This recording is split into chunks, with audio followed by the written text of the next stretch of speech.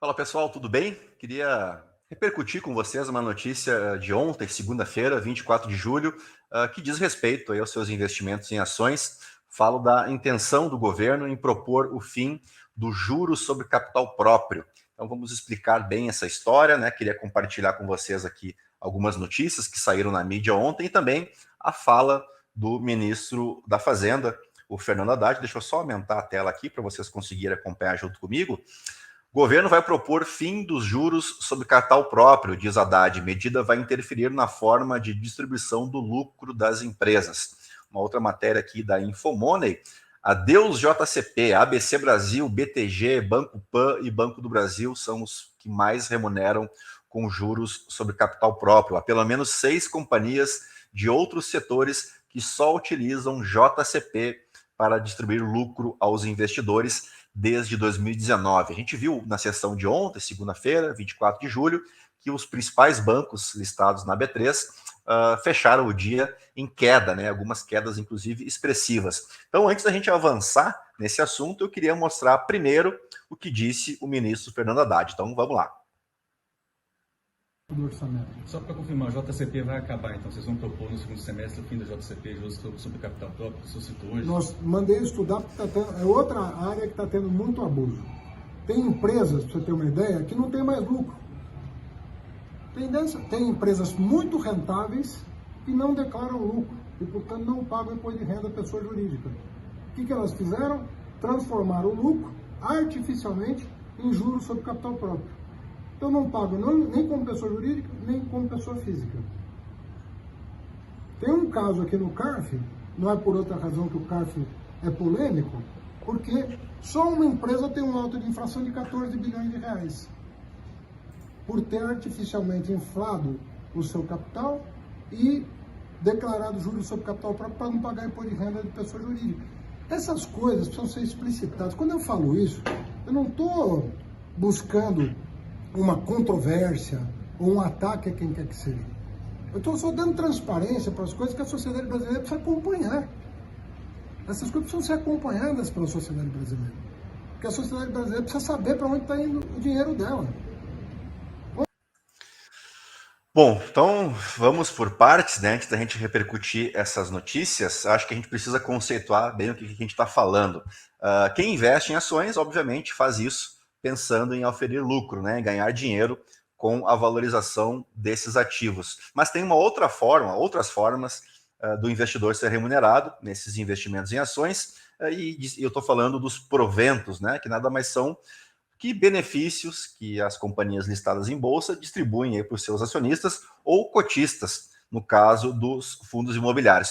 Bem, esses benefícios eles podem ter formatos diferentes, né? Os mais conhecidos de todos aí são os dividendos, né? Que são uma pequena parcela do lucro líquido de uma companhia listada em bolsa que é distribuído aos acionistas. Mas a gente tem também as bonificações, os direitos de subscrição, por exemplo, né? Mas isso não nos interessa nesse momento.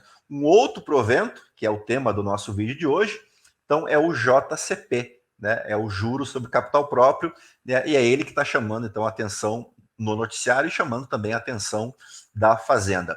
Sabemos então que o JCP e os dividendos são dois tipos de proventos, né, que podem ser distribuídos em dinheiro pelas empresas aos seus acionistas, mas nós temos algumas diferenças entre esses dois proventos, entre o JCP e os dividendos. A principal diferença diz respeito à obrigatoriedade de pagamento do provento. Enquanto no caso dos dividendos, é obrigatório por lei, né, esse pagamento a cada exercício fiscal, então pelo menos uma vez por ano as companhias são obrigadas a distribuir dividendos, contanto que tenham lucro, né, obviamente. No caso do JCP, esse pagamento é facultativo, tá? Ele é opcional. Outra diferença, e talvez essa seja mais relevante para o tema aqui em pauta, é que o JCP tem cobrança de imposto de renda, enquanto os dividendos são isentos. Mas para aí que nós vamos explicar melhor essa parte, tá? Cabe lembrar que o JCP, eles são tributados para o investidor em 15% sobre o montante recebido. Só que essa taxa, né, recolhida, já é recolhida na fonte. Então quer dizer que que a quantia que você recebe aí na sua conta bancária, na conta da sua corretora, já é líquida de impostos, tá? Então, para cada real provisionado ali por uma determinada companhia, para ser pago na forma de JCP, o que vai para a sua conta corresponde, então, a 85 centavos.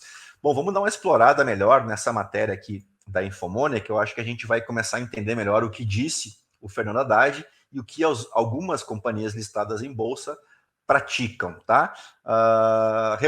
Vou pegar esse trecho aqui, remunerar acionistas com juros sobre capital próprio é uma prática comum no mercado, principalmente entre os bancos. Então a gente já desvenda o primeiro mistério, por que os bancos caíram na sessão de ontem, tá? As empresas que usam esse instrumento conseguem abater o valor distribuído da base de cálculo do imposto de renda da pessoa jurídica, tá? Então estamos falando aqui do IRPJ, ou seja, quanto mais pagamento de JCP essa empresa colocar, menos imposto de renda pessoa jurídica ela vai pagar, tá? Que está a alíquota de 25%, e ela ainda obtém desconto na CSLL, né? Que é a contribuição social sobre o lucro líquido, e as alíquotas variam de 9% a 15%.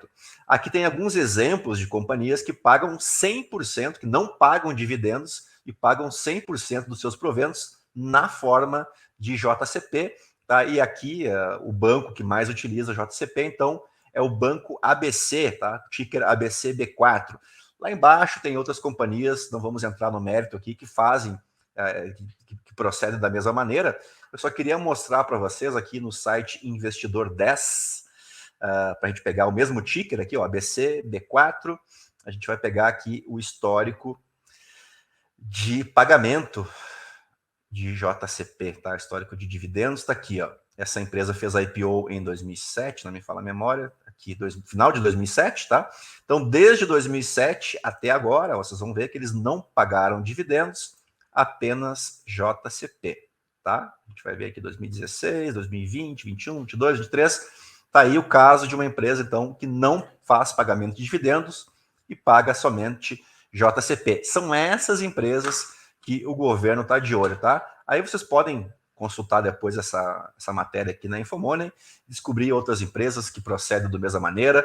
Tem alguns bancos que não chegam a pagar 100% em JCP, mas algo muito próximo disso, tá? Aí fala aqui do Banco do Brasil, do Santander, do Banrisul e tudo mais. Mas eu queria trazer para vocês uma explicação um pouco mais completa sobre esse tema. Espero que vocês tenham entendido, né, o que o governo está pretendendo. E claro que agora eu queria saber a opinião de vocês, né? O que vocês acham de tudo isso? Vocês entenderam o que vai mudar?